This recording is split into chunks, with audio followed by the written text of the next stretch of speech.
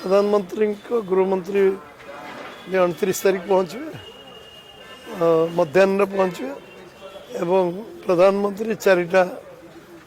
पहुँचे पहुँची विमान बंदर आमर रोड शो रे अणाज रूट अच्छे गवर्नर हाउस जी पुणी ये संध्यारे विधायक और सांसद मान सहित से विधानसभा विधायक एमपी मान सहित कथा ने पाखापाखि 2 घंटा रे कार्यक्रम पर डीजी सम्मेलन में से जो आसदेवे 30/1 रे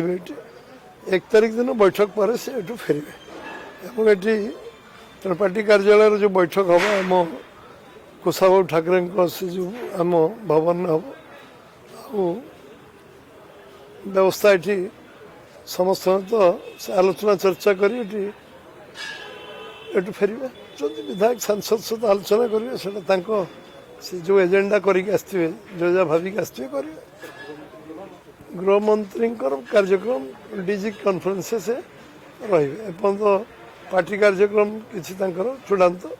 आसनी आसने मुझे जन नहीं एयरपोर्ट पाखे गोटे एयरपोर्ट